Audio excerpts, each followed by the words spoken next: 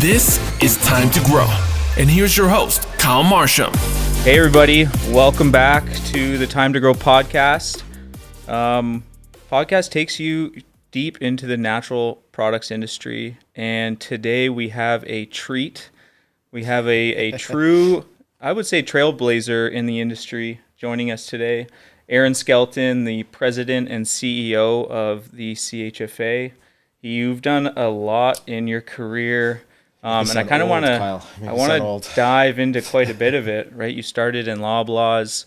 You were heavily involved in taking a company public. Now you're the president and CEO of basically the governing body of the natural products industry, right? So welcome to the show. Really appreciate having you here. Thanks so much. Please introduce yourselves and we'll dive into it.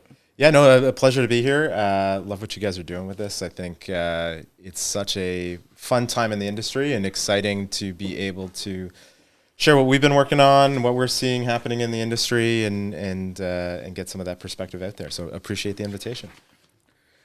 One of the things that I'm sure a lot of people want to know a little bit about is where you started your career, right? Sure. You started at Loblaws and kind of how that kind of opened up your world to CPG, grocery, and then I'm sure that inspired you to probably take in the job as the CEO of CHFA. Yeah, it's thanks for the question. Yeah, I mean, it's a funny story. I didn't start out thinking that CPG was my destination. I think probably like a lot of people, you sort of see your career path going a different way, but the powers that be sort of shift you and guide you to where you're probably supposed to be. So I kind of joked that I'm a recovering academic. My technical training is in nutrition and nutraceutical sciences. So that's where I cut my teeth and started to learn about the industry. Just so happened it was at the same time that the natural health product regulations were rolling out. So I joke that I didn't learn my knowledge out of a textbook. We learned it out of journal articles that were stapled together because it was still evolving so quickly. And so I always saw myself more in the research and sort of the NHP side of the industry. But when I got out of university, you needed something called experience, and I didn't have much of it. And so looking around, just trying to find some place to land so I can make a few bucks, Loblaw companies had these store within a store concepts called natural value. And I thought, yeah, not an industry I want to spend my career in, but gives me a chance to sort of hone my craft on what's going on in the industry. And truthfully, that's where I fell in love with what CPG is. And working on a shop floor, talking to people about their problems, and trying to help them navigate what can often be a really confusing sort of sector really inspired me. I mean, really what we do is we try to improve Canadians' lives by helping them navigate and find the products that are right for them. And there's no better place to do that on the shop floor, right? So as you noted, I spent 10 years of my career at Loblaw companies, got in-store experience, did a couple of years on the road doing operations, got to see most of Northern Ontario doing it that way, which is a brilliant way to do it. And then had an opportunity to store development and concept development, which was really interesting and loved my time at Loblaw companies. Ended up leaving there and actually joining, partnering with a guy I know that you know well, Matthew Von Teichman, and started a company called Green Space Brands. And really the whole initiative there was I had seen so many brands, he had seen so many brands that had potential, but lacked really the infrastructure and sort of the back-end support. And so the whole concept there was, can we provide some solid base to these businesses that they could then build off of? And that was an amazing experience. Took that company public after year one. Was privileged enough to do that for about 6 years. And then I stepped away from that and decided, maybe do consulting for a bit. Realized people pay you money to talk about things you love, and that's kind of a unique position to be in. And then when the opportunity came up with the Canadian Health Food Association, I initially, transparently, was a little reluctant. I have no government lobbying and advocacy experience, and I didn't run trade shows. And that's the way I thought of the association. But when I sort of explained that to the board and said, look, this is what I'd like to do, they said, well, that's why we want you on board. And so really spent the last 3 years trying to evaluate what is the position of the association, how do we deliver a lot of value, and really reshape where we go moving forward. And it's been a unique position to see the industry from. and a really privileged position to try to influence what happens next. So it's been a bit of a circular way to get here, but having the retailer and the manufacturer supplier experience, and now getting to impart those insights onto an industry from the influence that we have at the CHFA, it's been a lot of fun. There's a lot that we can dive into, right? And there's a lot going on right now with what you guys are doing around, lobbying around natural health products and the Save Our Supplements campaign, which we're going to get into. I want to spend some time, creating some awareness through this podcast for it.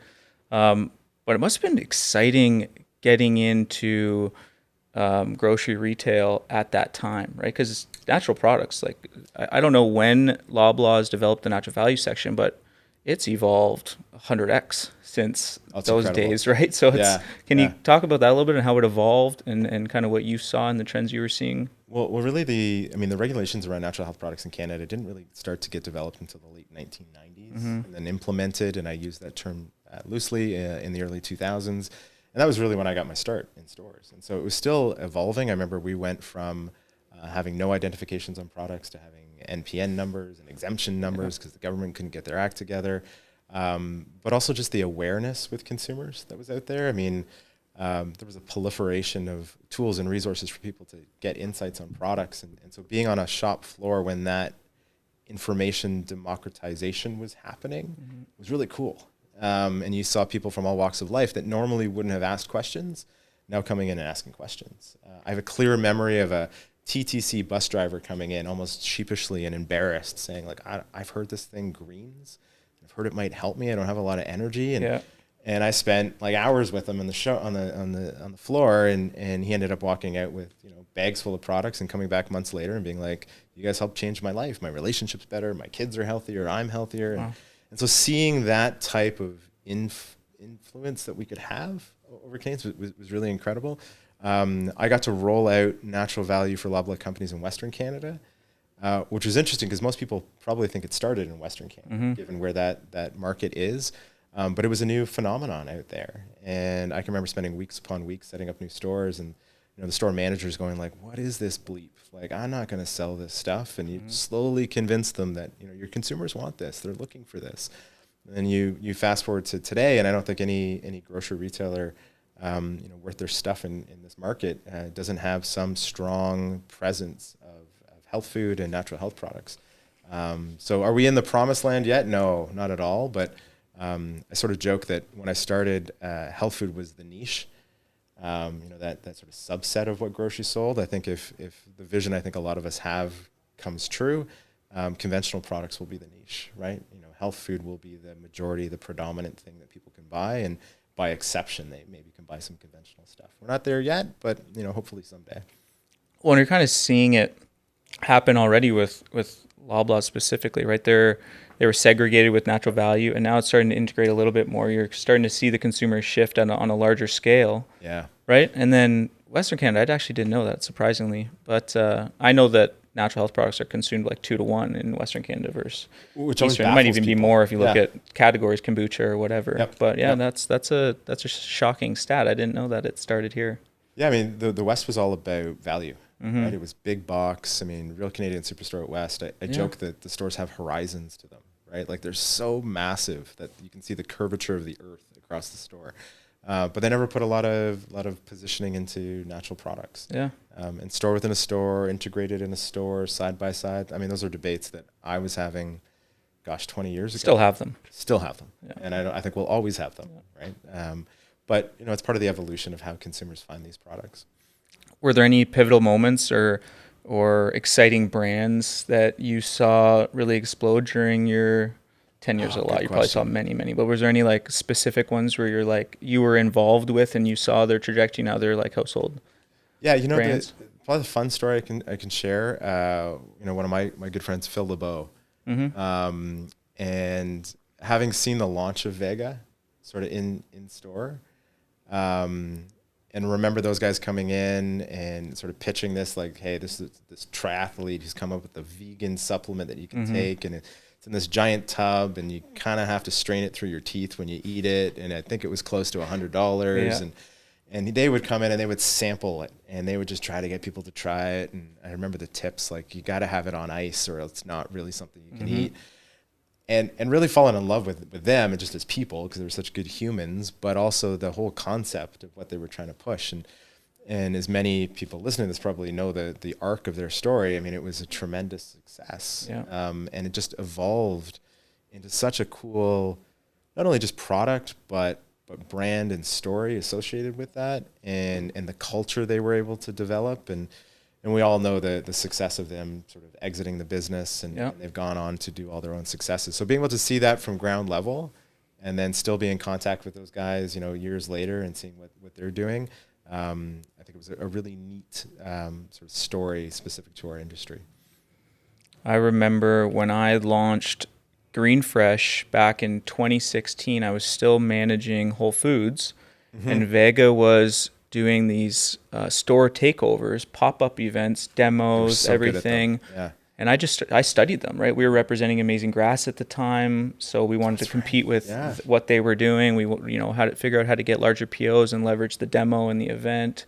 So I did deep dives on Vega and their social, and a lot of what they did is what Green Fresh is today, right? How to leverage community and how to tell that story at scale, and how to partner with the retailer a little bit differently, cross-functional teams through marketing and sales. So that's a really good example, and they're still a case study.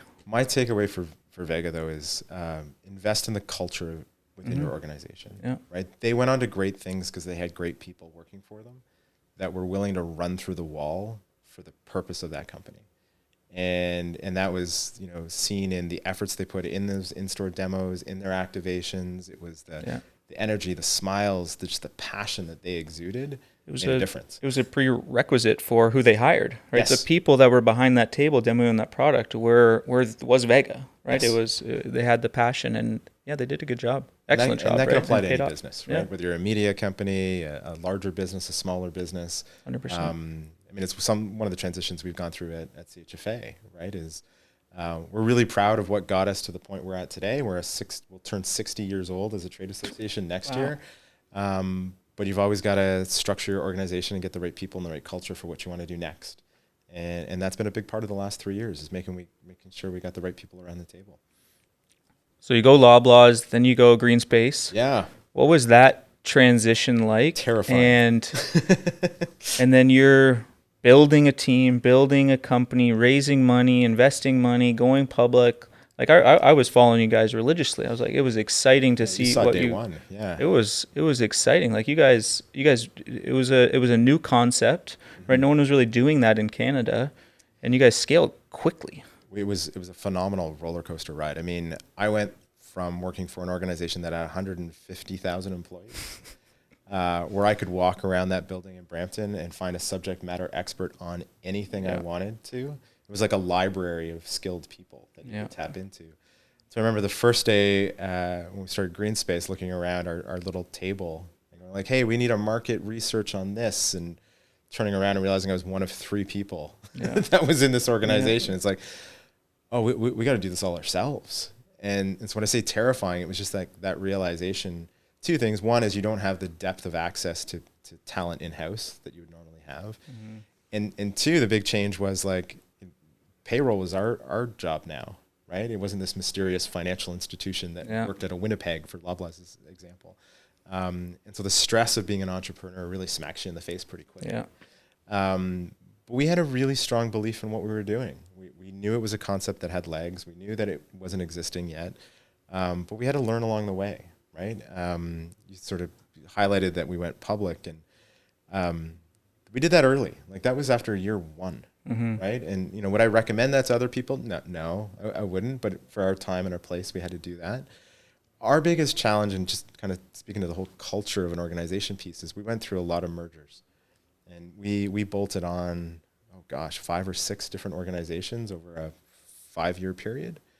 And the lesson I learned from that I share with anyone going through something similar is you can't focus enough on integrating the people and the cultures together.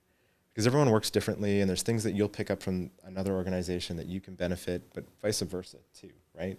So you can't walk into those things thinking that, well, we just have to make them work like us. You really got to take the time to go like, what makes them tick and why are they successful? Why did you want to acquire them in the first place? And that was a big learning that we had to go through that I don't think we knew out of the gate. I know we didn't know out of the gate, but by the time we got to the end, we got a lot better at it, right?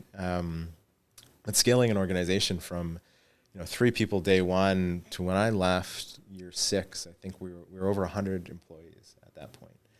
Wow. Our run rate was over $100 million. Like it was a phenomenal story. But I think just being public and the tests of being public are really challenging on an organization. And the reason I always deter people from going public is you give up a lot financially, but you also give up a lot of influence. And you're just constantly running to the next quarter report, the next fiscal report, and you're really sort of at the whim of your investment group. And so if you got a good group, it works. If you got a challenging group, it can really put a lot of strain on an organization. But a tremendous learning experience, absolutely. What was the merger and acquisition process like? And I just ask because I'm curious, right? It's kind of like if you haven't experienced it, it's kind of like this like over there, I've never experienced. I've read it in books. What was it like, right? Was there tons of bankers around? Was it tons of negotiations? Was it based purely on revenue? Was it what was everything that went into it? So a couple things I'd highlight on that question. I think it's not as formal as people think it is. I think a lot of the heavy lifting, a lot of the work comes down to the people and trust between those people and the belief that there's a they're there. Right? Like it's got to be, especially in our sector, a merger has to work for both sides, right? Like no one's given up their business. They put blood, sweat, and tears in to just see it dissolved, right? Yeah. Like they want to know that there's some longevity to this. And so a lot of the work on the merger side and the acquisition side was personal, like a lot of lunches, a lot of coffees, like walk me through your vision again. How do I fit into that? And then you get the lawyers involved and the bankers involved, and they got to do their due diligence and make sure that everything's been checked off on the checklist. But a big portion of that work is just people, just having conversations and building trust. A big part of our analysis was always like, well, what value could we bring to that organization?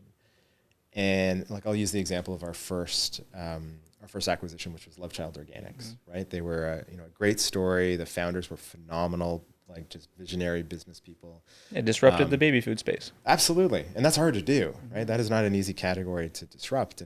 But where they were struggling was knowing how to navigate some of the larger retailers and how to scale that business and multiply that business out. And what we were able to do with like my background and experience was turn that fairly quickly. I think we went from, I'm going to butcher the number, so don't fact check this, but it was like 6 listings at Loblaw companies. To within a couple of months, we were up to 26. We had relocated into the actual baby section in the store, and we had like quadrupled the run rate. Did you still know a few people in the building? I did, but what was probably called in a few favors. Yeah, surprising to people is there are no favors at Loblaws. Yeah, it's really not. You'll get a phone call. They'll pick up the phone. That's where it ends. But yeah, everyone's got a lot of integrity in that organ, which is a good thing. But yeah, there's no freebies. But that's an example I use because we knew that the skill sets that we could bring and impart on an acquired business could accelerate that growth. And in some cases, it was product development that we could add to it. It was distribution that we knew how we could pick up on. A phenomenal sales team, so could we leverage that to pick up some incremental business? We acquired a U.S. business and using that as a leverage platform to launch Canadian brands into the U.S. So a lot of the analysis was around like, what is that multiplier that we can apply to it? And where are they stuck? And there was a lot of situations where we reviewed the business and went like, they're doing great. We can't help them do any better than they're doing today. So although it's a good acquisition for them, it's not really a great opportunity for us. Didn't fit into your model. No, and it's just, you're good at certain things and you're not good at other things. And you got to really be honest with yourself.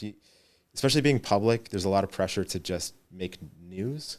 And acquisitions are great news, but if you can't then run it afterwards and really show what you can impart on that business, then it falls flat pretty quickly. So a lot of it was, and then just what the acquisition model is, it wasn't on revenue. It never really could be on revenue because so many of these businesses were small, they were growing quickly. Yeah.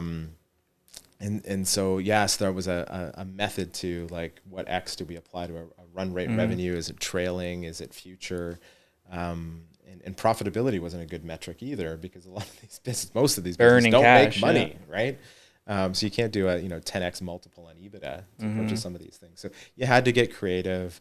And then the other thing we learned along the way is you got to keep the founders engaged, right? You got to find some way to clear the way, to let them do the things that they're good at and take the things off their plate that they're not good at. And that was founder dependent, right? But finding a way to integrate them. Look, we did it well sometimes. We failed miserably in others. But that would be something I would, if anyone tries to go down that road again, I'd say, like, find a way to leverage what got the founder to where they were, and then take the things off their plate that they're not very good at. And there's some magic when you can do that. What was your biggest learning from Greenspace? Biggest learning from Greenspace? Probably not specific to, like, it came out of the experience with Greenspace. There'd be two things. One, you can never put enough value in building a team you can trust. I'm a big proponent of hiring people that are smarter than you are and then just getting out of the way. And I think if you try to be the smartest person in a room in an organization that you're scaling, you're the limiting factors to your success. And I was younger. I think there was probably ego involved. It's like, no, I need to be the guy in the room that people say is the reason that this is what it is. And you just quickly realize that you don't succeed doing that. Yeah. You succeed by getting people smarter than you around the table. And I'm lucky now at CHFA. Like, I don't have the answers. I'm just really good at asking questions, and the team is far smarter than I am. And I think if you can embrace that and acknowledge that, it's good. And the other piece with Greenspace was never rush to give up too much of your organization, for whether that's to raise money, to bring on talent. I think, you've gotten it to that point for a reason, and you need to lean in on that, and you need to just hold off as long as you can to show what you can do and how big your business can be before you go out and try to raise anything. Some people jump the gun and try to do it early because I could grow faster. All I need is a little bit more money, a couple $1 million, and I could do this. Give up as little as you can for as long as you can, and you'll never regret that. Well, there's a really confusing culture out there right now with people raising money, right? It's the wild, wild west, it seems. Obviously, COVID threw some curveballs at everybody, but but I think that's pretty good advice in terms of putting in the work. And no one's going to do the work for you, whether you got money in your bank account or not. You still got to do the work. And look, you acknowledged it. Access to capital over the last 3 or 4 years is horrendous. Mm-hmm. Evaluations are terrible. And so now is the time to really put your head down, prove the concept that you're passionate about. And when the dust settles and you've got a clear business plan that people can acknowledge works, then go, right? But I wouldn't encourage, at the shows I get asked all the time, like, do you know anyone we can raise money? Do you have any investors I can talk to? And I go, why? Right? Like, do you have cash flow that works? Is it positive? Yeah. Good. Keep going. Right? One thing people, and maybe this is getting back to your question about what did you learn at Greenspace, the thing I never appreciated until I was on that side, and I was a buyer for many, many years and saw brands grow, growth is flipping expensive. Yeah, it is. And when that opportunity knocks at the door, it's really tempting to just say, let's go, like, to the wall. Let's just see if it'll work.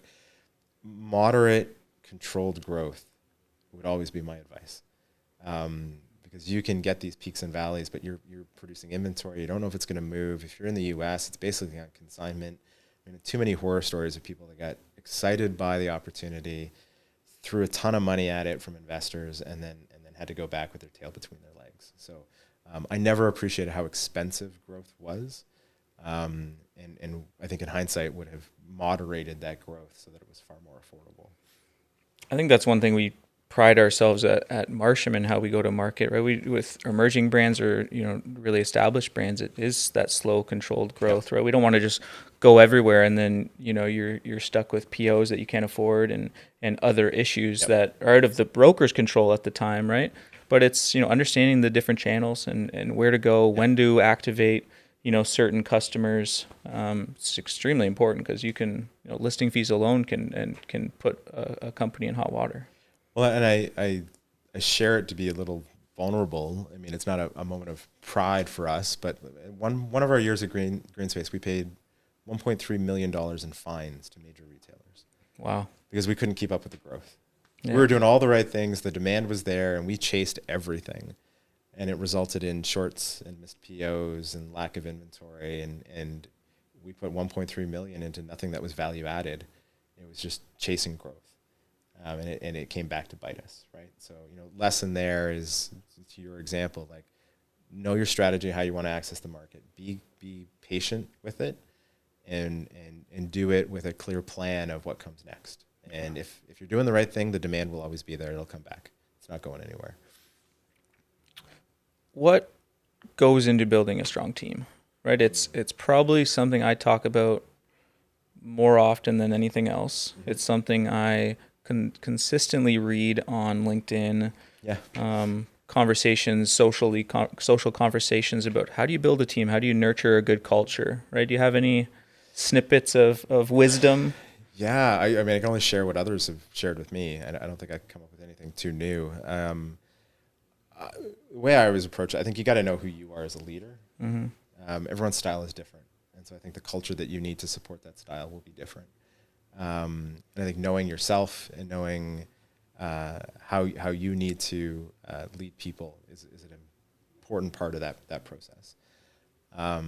We spent a lot of time at CHFA on like leadership training, and the reason we do that is I think everyone having a common understanding of what your culture is, what your leadership language is, how you interact with each other is important, because everyone comes from different walks of life. They've had different experiences, and in any company that may fit, or it might have some dissonance, not because they don't believe in it, but just because it feels different. You bring someone in? Is it third-party leadership training? We get it facilitated. There's actually a friend of mine who does this, and I hadn't had the opportunity to work with him much. And with CHFA, we said, look, this is new leadership, new vision, where we want to go. The environment we operated in is vastly different than it's been in the past. This is a chance to press the reset button. And just going through that with the team, we did it all the way down to like our senior management team.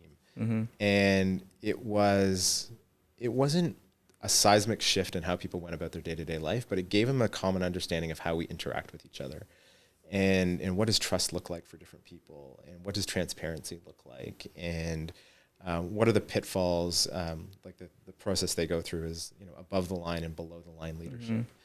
And it's okay to be below the line sometimes. You just got to acknowledge that you're below the line. And so I've jumped on a senior leadership team call, and I've said to my guys, I'm like, I'm below the line today. Like, I'm feeling shitty. I'm not my best version of myself, and I'm probably going to say some things that aren't great, but I'm acknowledging I'm there, and thank you for accepting that and working through that with me. And just being able to have that openness with your team, I think, allows people to be the best version of themselves. And that's all you can ask for. When they show up, is like, everyone's not going to have a great day, but what's the best version of you today? And like, thanks for bringing that today. And I think when there's an environment where there's that acceptance for that approach, and you as a leader of your organization, it's got to be from the top down, right? You got to lead by example. And so I think if you can show people how you envision a good culture, and then show them through your actions that you're actually willing to do that, and that can be being vulnerable, that can be showing them a side of you that maybe is uncomfortable, that is meaningful to people in how they go about doing it. I mean, we just got notified on my way here. We've qualified again for a Great Place to Work, which was always one of our targets. And we had 100% ranking last year. That's surveyed across the employees? And exactly. Outside? Yeah, just on how we operate and what our values are and how we express them. Are they supported? Do they have an opportunity to actually impart their vision on the industry? And we scored 100%, which rarely happens, right? So I was going to buy a ping pong table. Yeah, exactly. I've tried to actually I have a foosball table sitting in my basement, but the team said it would be too disruptive. So we're gonna keep it in my basement. So it's a muscle that you have to train quite regularly. Absolutely. Yeah. So doesn't happen without work. Can you share the contact information of your friend? His the organization's called Declare It. Declare It. Okay. It's just Sean. I'll shoot you the details, and you can put it up with the I'd appreciate podcast. It. But he's worked with some large organizations, small organizations, and every time my team meets with them, they always come back feeling inspired on how we operate as an organization. And I think that's what you want. People just think long and hard about it. The other thing that I'll share, we just did recently, Second City, so the improv group. Yeah. They actually do a lot of corporate training as well. Really? But they do it through the lens of improvisation. I'm going to butcher that word. And we just did that a couple months ago. Cool. And it was a ton of fun. But again, teaching people how to communicate, how to receive communication. Having that openness to communicate. Absolutely. Yeah. How to listen, right? I think we all spend too much time talking and responding and not enough time actually fully engaging and listening. And so that was one of the lessons that came out through that group as well. So if anyone out there is looking for a way to get your team sort of out of their day-to-day roles and experience something fun, but also with a ladder up to like development, the guys at Second City do a fantastic job. Yeah, cool. No, I'm going to reach out for sure to maybe both, right? I think constant training and updating, your skill set, yep, right, is crucial. That common ground. I can't stress that enough. Just like, trying to understand someone speaking German. I don't speak German. Would be really hard for me. Even if he's saying the right things, I don't understand it. And so when you can get that common language on how you define your culture and what leadership is, it really helps. Well, and listening, right? My wife always tells me I'm not listening. I've already made up my mind on what I want to say to her without listening to how she feels in that situation. Yes. Right? And then when I started the podcast, and I actually took a podcast course on how to maybe ask the right questions or how to interview or whatever, and it was all about listening. Yes. Right? And you have to be so attentive to what you're saying so I don't miss something or that I'm not, speaking out of turn or whatever, right? And it's very, very hard. You have to focus on it, and it's a muscle you have to train just like anything else. It is. I don't know. I might be getting this wrong, but I think it's Rick Rubin, the music producer. Mm-hmm. He did an interview that I saw a snippet out of, and that was his whole lesson. Like, how do you do what you do? And like, anyone that knows Rick Rubin, like he's not an artist. He doesn't play many instruments, if any, at all. But what his philosophy is like, I'm a really good listener, and I'm really curious.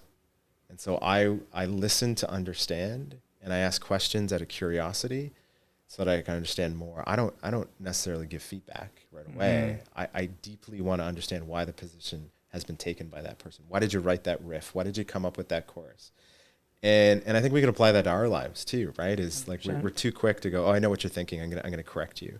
And you go like, well, hold on. Why did you come to that conclusion? Tell me more about that. And Sean, who does the leadership training, that's one of his big things, right? Is you got to be curious. And it's not just business. No, it's not, and it's not just just the decision. What is the decision you've made? It's why did you make it? What went into that? What were you thinking about when you did that? And I find if you're coaching someone, it's a powerful, powerful tool, right? To go like, help me unpack that. Like, you made a decision, I respect that, but how did you get there? And then you can help navigate, and maybe there's a point where you go, okay, I see where you might have tripped up. Let me help you with that. But if you automatically go to the answer, then you're not really helping that person much, besides sending them off thinking that they're not good at what they do, right? Yeah. So. CHFA. Yes. Right? You joined CHFA at a pretty exciting time, right? Right. The world there was mayhem going on. You joined CHFA, and I've told you this many times in person, right? You've transformed the CHFA into something different than it was, right? It's from a marketing perspective, from how it's represented by the community, how engaged everybody is on your team. Can you talk a little bit about what joining CHFA and then what you've done in your few years being there? Yeah, I think saying it was an interesting time is an interesting way to put it. I laughed when I said it. Yeah, I mean, joining a 60-year-old trade association in the middle of a global pandemic wasn't on my bucket list, especially one where the vast majority of our revenue was derived through getting thousands of people together in a small space. So definitely a challenging time to join, but I was always big on, let's not waste a crisis, right? Mm-hmm. Like it was, the old team did a phenomenal job for the time that they were in, but our times were different. And I think that requires a new way of evaluating what your role is within an industry. And so that was the approach that we took was, look, we can't do the things that we're known for. Okay. So what can we do? What is the demand? What is the need? What value do we provide? provide. And we spent a lot of that first year, yes, trying to keep our heads above water, but also trying to take that time to really be reflective on what role does an association play in an industry, and how can we look to maximize the value that this. I mean, we're a 20-person team.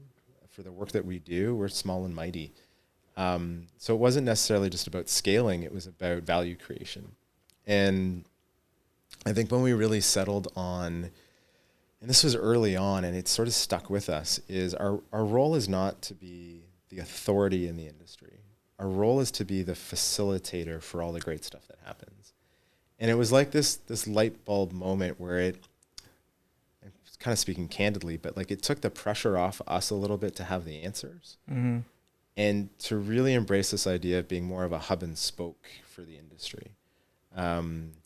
One way we describe it is like we don't have to be the chef that makes the Michelin star meal, but like we own the table that we invite everybody to, and there's going to be a great chef that's a part of the community who will join in. And when we could really focus on elevating the voices of our community and elevating the insights, the successes, sharing the challenges that we had, that was a role that felt much more authentic to us, and was one that I think delivered significantly more value back to the industry. So it wasn't like, we know better than anyone else, let us tell you what needs to happen. It was, hey, here's a whole bunch of really smart people, like let's all get together and we'll facilitate this discussion and then summarize it and share it out. And that was a really bit of a tipping point for us. And so, yes, we still do our iconic trade events. I think we've hopefully inspired a community to make those things better than they've ever been. We do a lot of government relations and advocacy and lobbying work, and that's just about shaping what this industry looks like. But we also knew that the community element was something we had to lean in on, and so we've tried to make connection points and reasons to engage with those around the industry a little bit more prominent and a little bit more easy to access, and that's gone well. And then the last one that we leaned in on is around research and insights. You would appreciate this, insights into the Canadian consumer and the Canadian market around natural, organic, and wellness products. Yeah, it sucks. Like, there's some great guys in the US that do it. They've dabbled and tried to get into the Canadian market. They've retracted from there. And so we just looked at ourselves and like, I've been a retailer, I've been a supplier. I knew that accessing these things were hard, if not impossible. And so we commissioned a lot of our own work. We just said, who's better positioned than us to be able to bring these insights to market? And so between the events, the advocacy, that community building, the education and resource and research and insights component has been something we've invested in, and I think got in some pretty positive feedback from the community.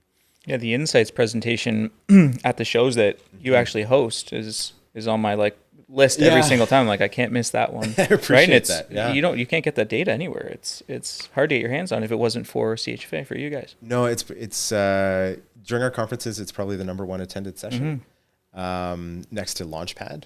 And so we're pretty proud of that. I think giving tools to our members and showcasing it even broader than just our membership, to ensure that the industry is more successful is like just a personal passion of most of us within the organization, if not all. And I think really speaks to our mandate that, businesses, organizations that engage with CHFA should have a better business outcome than those that don't. Like purposely leave business outcome a little vague, because that could be revenue, that could be profitability, that could be distribution, that could just be launching a product into market. But the goal is that if you're launching anything into the natural, organic, or wellness industry in Canada, that the first place you want to go is CHFA, to go like, how the hell do I do this? And that we can help facilitate, your next conversation, your next introduction, a research paper, and a how-to document. Our regulatory team is like phenomenal in helping navigate, like, how do I even get a licensing number? What does that look like? Well, they can help you with those things, right? So I think just being that trusted source, but that is also, you sort of spoke to how we engage from a marketing and a branding standpoint. It's got to match the energy that's in the industry. Yeah. And this is one of the most exciting, dynamic, volatile at times industries. And I think the trade association that represents that industry should have the same sort of energy and vibe to it. And we worked really hard to shape that over the last couple of years. What was it like trying to bring that energy and revamping the show, the first one back? Look, we had, although we've pushed it back in our memory, we had a few digital versions of the show, which I think, again, every challenge is a learning opportunity. Really highlighted to us why people wanted to engage in the show, like what that value was that people were looking for. And so I think coming out of that, we had some learnings that we wanted to apply. I'd be remiss if I didn't say I had a lot of sleepless nights before our first back in-person Was it show. Vancouver was the first Vancouver one? 2022. Yeah. And if people will recall, in January of 2022, we had that Omicron surge. We spent most of the beginning of January of 22 coming up with contingency plans, going like, oh, what do we do? Yeah. Like, what is this going to look like? But I think what we underestimated was just people's desire to get back in person. I think it's human nature. A lot of awkward hugs at that show. Tons of awkward hugs. I think we probably had more than 50% of people wearing masks on the first day. I think less than 5% on the second day. But there was an energy to that I don't think people had felt in a long, long time. And people came back in significant numbers, and we were really pleased to see how people engaged. But like before any show, right? I mean, these are big things. These are massive events that take significant work to undertake them. And you can build it, and then you hope that people come. Yeah. And it's a unique experience. As I said at the top, like I wasn't in the event space before this. I sold widgets to retailers. So it's a unique stress that you get, but it is so rewarding. When the lights go on, the show starts, and you see people's enthusiasm and excitement. The hugs are less awkward now than they used to be. But you hear the stories and the anecdotes of the success that people have off the backs of the show. I think that's one of the most rewarding parts. Now, the shows are not what they used to be, and so there's some like framing and expectation setting. I think as an industry, we're realizing they're not buying shows the way that they used to be. Like, you're not walking out of there with a plethora of like POs and truckload orders, but you are making connections, exposure, building your brand awareness, getting some tips, tools, tricks, resources that you didn't have before that you can expand your business on. It is really about the strength of the community and how much people want to help each other, and that's where you find success. Yeah, that's what I was just going to say is there seems to be this larger sense of community across the industry, right? Across all the brokers, across all the distributors, across everybody. There's this sense of, home with the CHFA, right? And there's, from my perspective, right, you're engaging with the retailers a lot differently, right? Openly about it, right? Is there anything that you're proud of that you've enhanced or elevated in with the CHFA since you've joined? There's a lot. I think we've invested and leaned in on quite a few things. I mean, our PR efforts, I think, may not be as visible to some, but I mean, if you knew the influencers, the media contacts, the hosting that we do for those guys just to build exposure for the industry, the team has done a phenomenal job on that front. As I said, our regulatory and advocacy team is the strongest as it's ever been. I'm so proud of that team for the work that they do. And so the quality of content and updates that we provide during the shows, I think have surpassed what we've been able to do in the past. But you sort of touched on it. I think one of the more significant values is the connecting the community, both from a supplier and a retailer standpoint. And our retailer attendance numbers from Vancouver this year were the highest retailer attendance numbers we've ever had. Wow. And the satisfaction numbers that were coming back from the retailers on, like, would you go again? Did you see value in this? Ranked higher than we've ever seen in the history of the organization. So that is, as I said, like we're a gathering point, right? We're setting the table, but it's not a great meal if people don't show up. Yeah. And so I think one of the things we're most proud of is the way we've engaged the retail community and the way we're really connecting them to the small and startups within our space, right? There's big guys, there's success stories, and it's great to be able to showcase new and innovative products coming from those. But like our incubator alley, which is really focused on like new businesses that are starting, in April of 22, I think we had 5. Wow. We will probably have at the September show that's coming up in Toronto. Whole aisle. We've got like 40 some odd coming into that space. So being able to foster that next generation and highlight that to the retail community in the Canadian market, I think is one of our prouder moments. That's what drives the show. It's innovation. People want to see the trends before everybody else. They really want to see that excitement and the energy, and then everything else is happens as a result. Yeah, what's changed? What's different? who's moved, who's there, who's not there. I'm always shocked at the number of questions I get for businesses for some very valid reasons decide not to exhibit. And then I get the call going like, are they okay? Is there something wrong? Are they not telling people stuff? So, your presence states something, but omission states something as well. And so I think people want to engage in the show just to show what we've been up to, what's innovative, how we've changed, how we're differentiated from other people. And I'm biased, but there's no better place to do that than at one of the Now shows. I would agree. I'm sure everybody listening to the show knows when the CHFA in September is. Yeah, it is the third week of September. So we kick off on I'm forgetting and blanking on the date, but it's 22nd to the 24th. Thank you.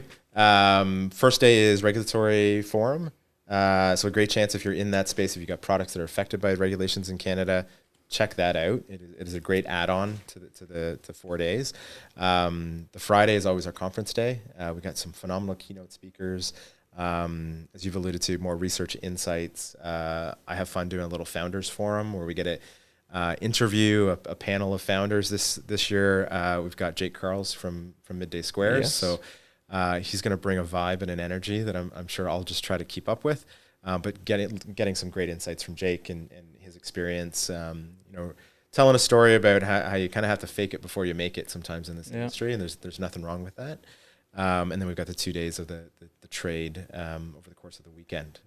So we're well over 1,000 exhibitors now, committed and signed up for this year. And so should be a phenomenal turnout from the retailers as well. Is that typically how many? It's like 1,000, 1,200 around that number? We max out. We have no space to do more than 1,200. Okay. We'll see where we land this year. We've far surpassed the 1,000 exhibitors. And more than we had in Toronto last year, which I think is always a nice indication.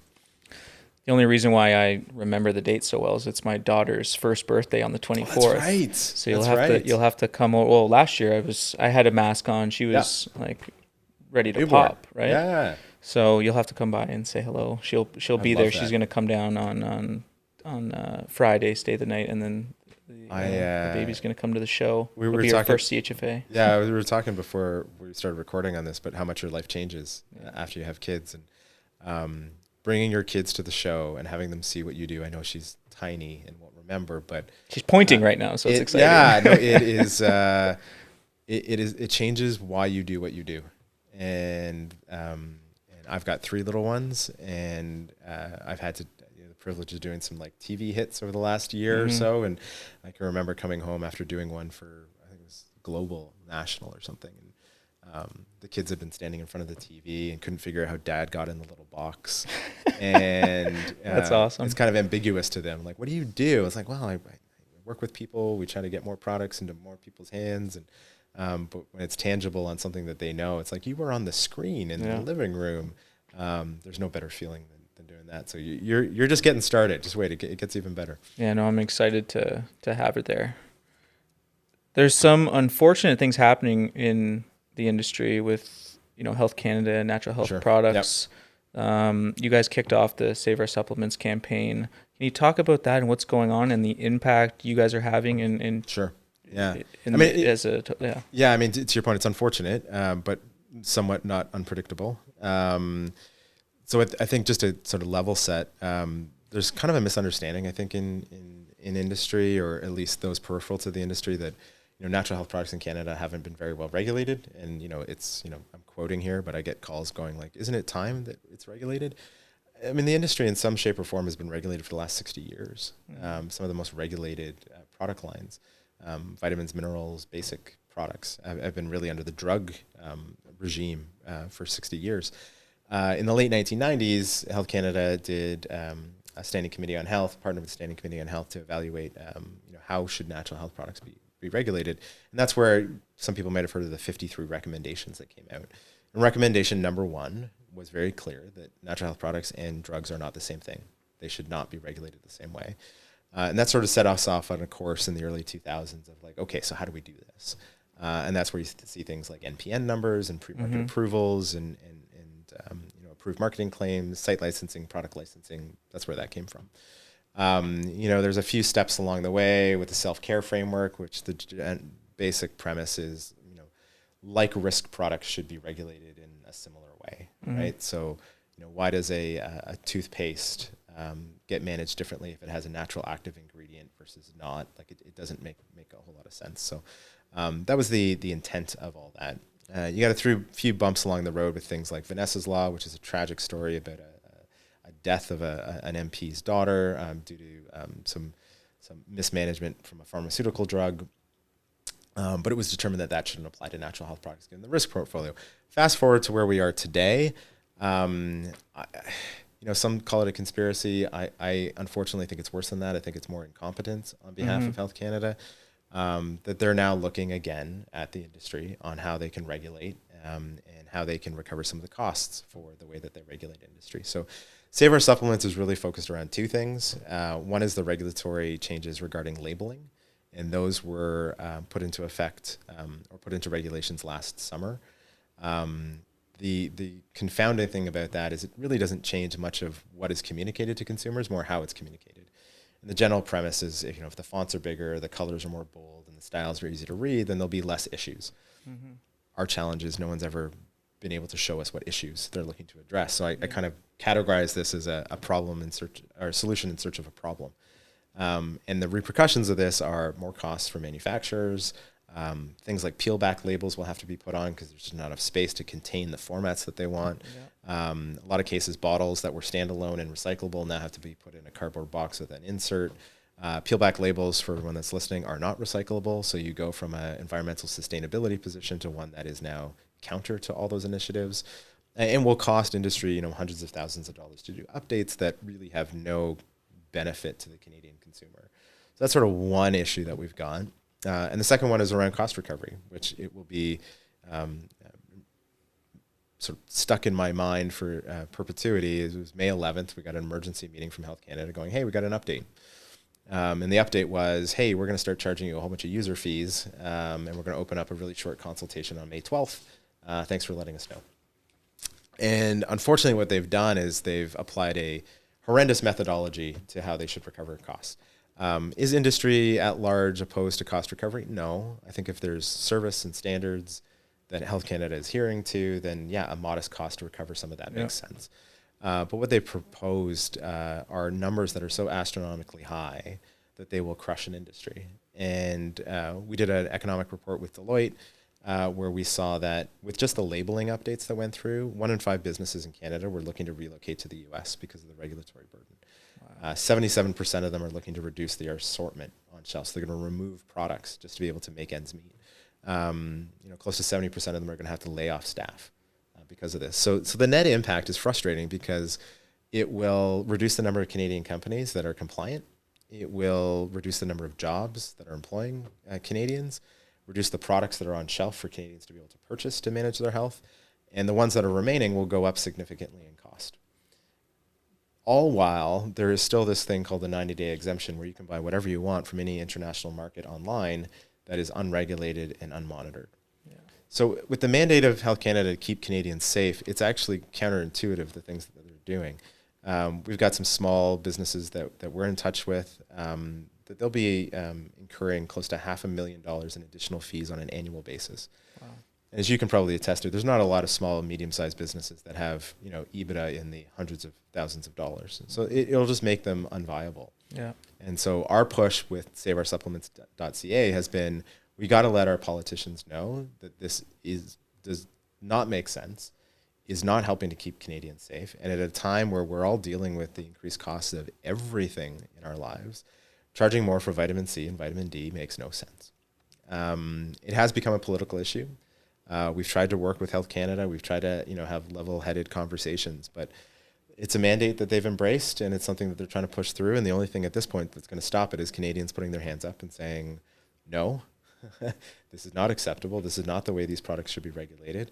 And the two big asks are, halt the conversations around cost recovery until you can manage your department appropriately. And you've got to open up the guidance on labeling to allow companies more time and more ability to adjust these things to ensure that we're actually doing for Canadians what we're supposed to be doing, which is making it easier for them to understand and buy these products.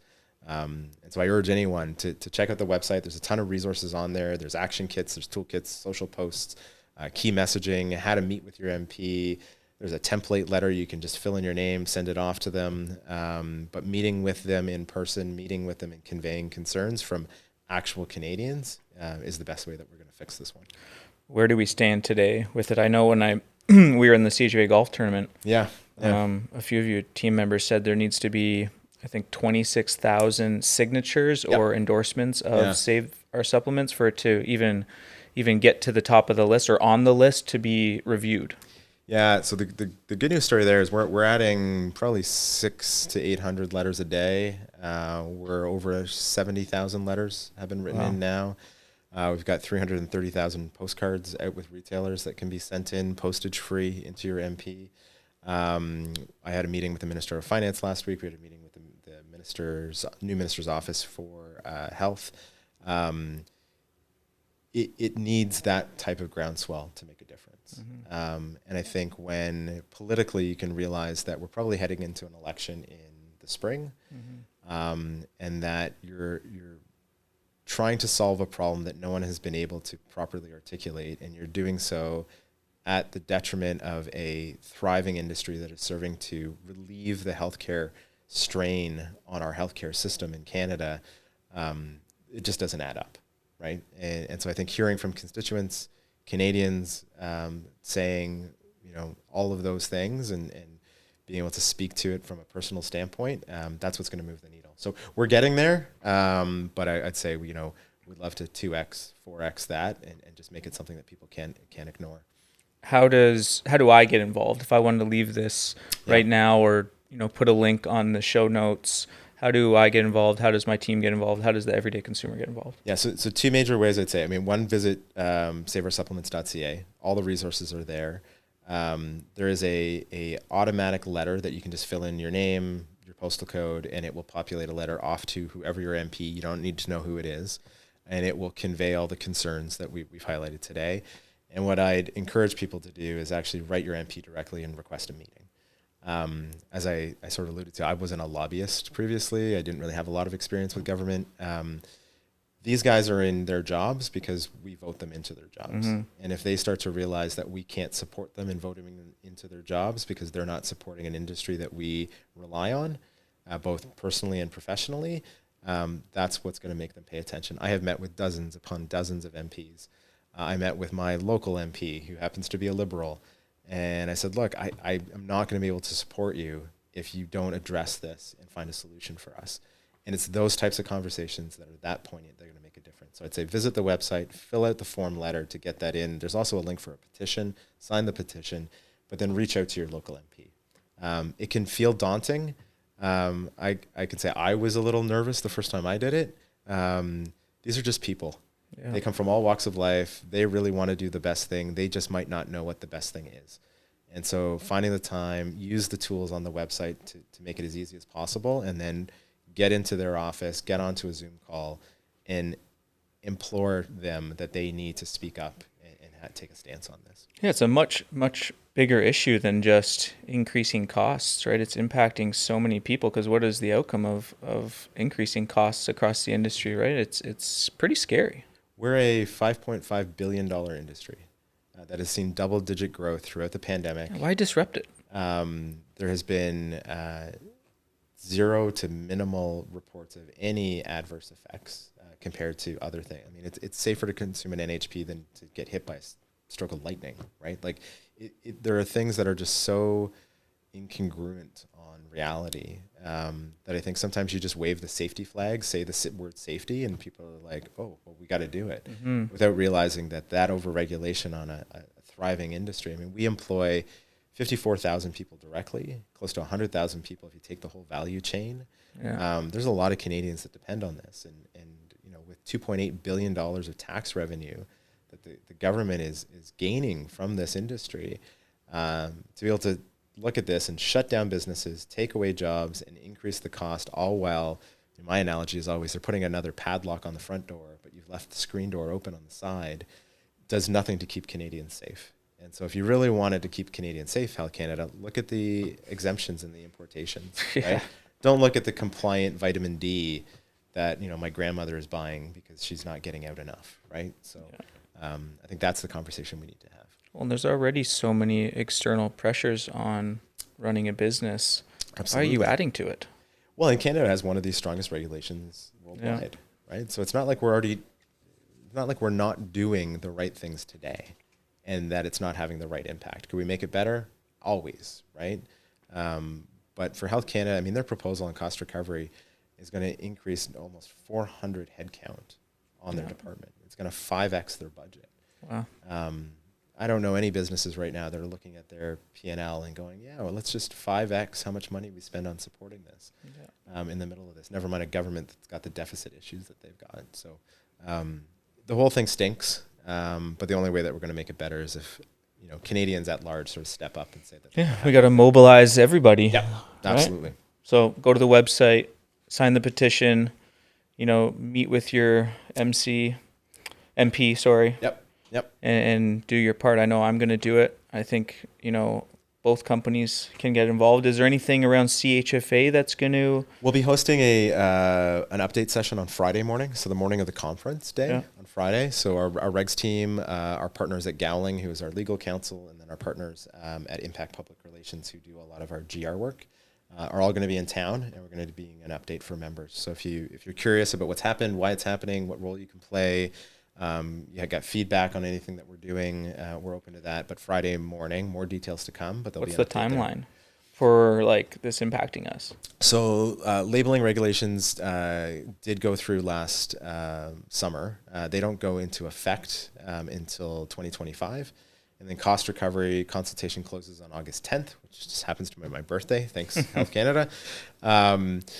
Closes on August 10th, but we don't really have a pathway forward. They're signaling that they want implementation and cost recovery to be 2025 as well. Wow. So you can imagine this layering of issues is driving a lot of companies already to look elsewhere. Yeah, wow. Not good. Not good, but I'm an optimist through and through, and we just got to keep the feet moving. And I've got a belief that level heads and reasonable conversations will have this put on the side burner, if not go away completely. Moving in a different, more positive direction. Mm-hmm. What's next? Is there anything exciting happening this year at CHFA, CHFA West? Is there anything that you can share that? Yeah, I mean, I'd encourage everyone to check out chfanow.ca, and we've got the conference lineup for Toronto, which is shaping up to be one of our best yet. So really thrilled about that. As I said, the show floor itself will be phenomenal, and I think a lot of people they're bringing their A game this year. There's a lot of innovation that's been pent up and in the pipeline. We've got food trucks this year, which we haven't been able to do. So hopefully cross our fingers on the weather, but I think we've got some outdoor seating, just some ability to sort of host people there. Our retailer VIP program is being repeated from Vancouver, which is a huge success. So any retailers that are listening, we want to treat you and make this as easy as possible. We're going to feed you across the 2 days. I think we're doing Uber codes again to make sure people can get to and from places. People will be happy to hear this year we're not overlapping with TIFF. So a lot of the logistical challenges of overlapping with the film festival we don't have to deal with this year. So Toronto is really shaping up to be fantastic. And then Vancouver next year is actually going to be during the middle of the week. I was going to bring that up. That's very, very new. Which it was a shift for us. It's been, it's a common question that we get, like, why is it on the weekend?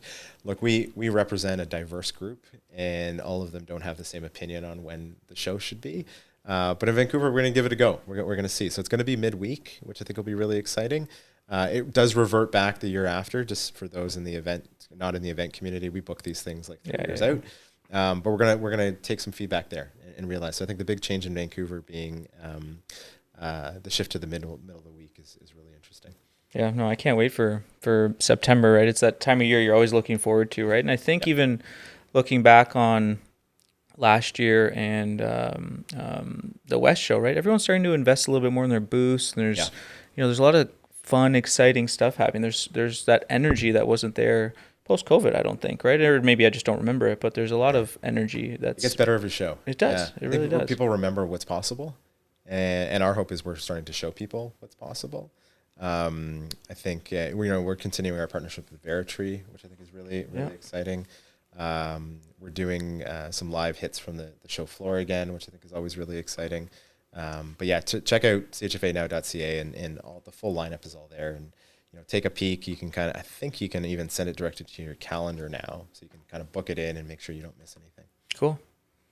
Appreciate it. That was awesome. Thanks, Kyle. Yeah, always. I got a always lot of pleasure. value from that. Yeah, that was like really, really cool. I appreciate it. We get to talk a lot, but now we get to do it with mics. I know, right? It's cool. Cheers, man. Cheers. Thanks.